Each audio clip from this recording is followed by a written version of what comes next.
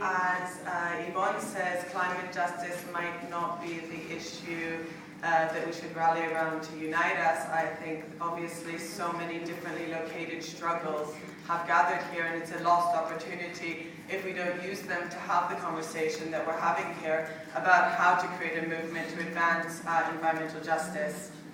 So I'm speaking as somebody from the north, firstly, and also I'm speaking as more from an academic perspective.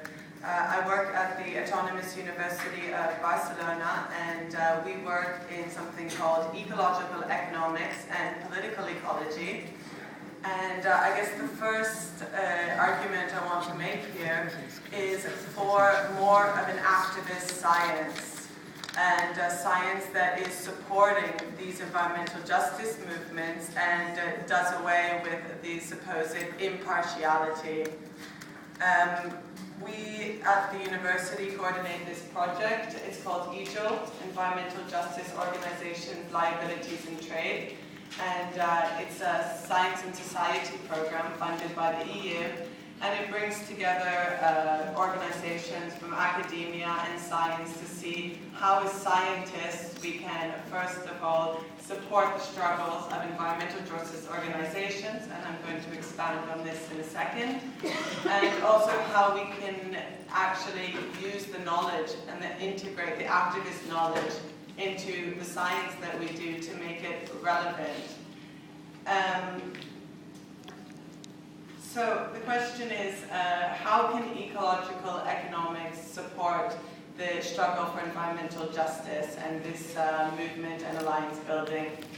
And I obviously am not going to say I speak for all ecological economists. Actually, there's a congress taking place in Brazil of the International Society for Ecological Economics around the Rio Plus 20, and it's taken on the same theme as the Rio Plus 20 towards a green economy.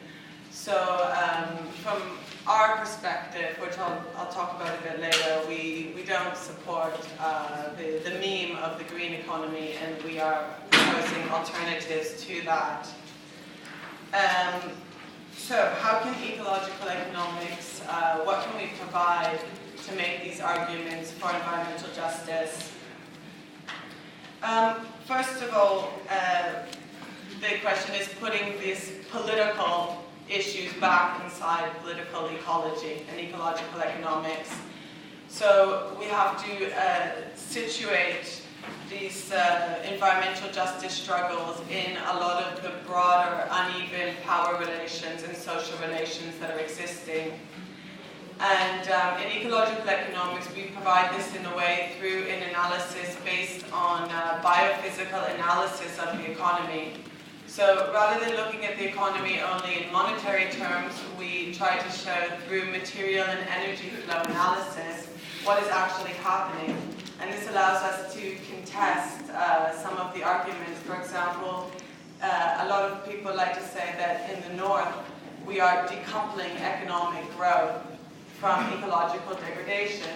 So we can keep on growing our economies, and for each dollar we use, we're using less materials and less energy. I think there was actually an article about this recently in The Guardian, but if you analyze closely the figures, you see, first of all, this argument doesn't hold true. And second of all, a lot of the reason you might see decoupling is because this ecological resources and the extraction of resources is simply being displaced to third countries. And one way in ecological economics we visualize these types of displacements is, as I said, through this analysis of material and energy flows that allows us to show the unequal ecological exchanges that are taking place. So one statistic that you can quote is that the EU, for example, while the monetary trade relations between the EU and other countries might seem equal, in fact, the EU exports 4 times more resources, imports more than 4 times more resources than it exports. And each ton that the EU exports is worth 10 times more in value than each ton that it imports. And of course, each ton of materials that the EU imports has a huge overburden of materials and related ecological degradation that we're actually not seeing, that is taking place in these other countries where we're importing our materials from. So this is one example of the links that we try to show to make people aware of the impacts between North and South. Another way that I think ecological economics can support the environmental justice struggle is to recognize multiple methods of valuation. The green economy, what it is proposing to a large extent is the monetarization and the commodification of environmental services. And our perspective, a lot of ecological economists, I have to say, and of course a lot of environmental economists, make an argument saying, well, we have to be pragmatic, and this is the language of power, and only if we can represent in monetary terms the value of forests and rivers, then can we make an argument that they will be heard in the annals of power.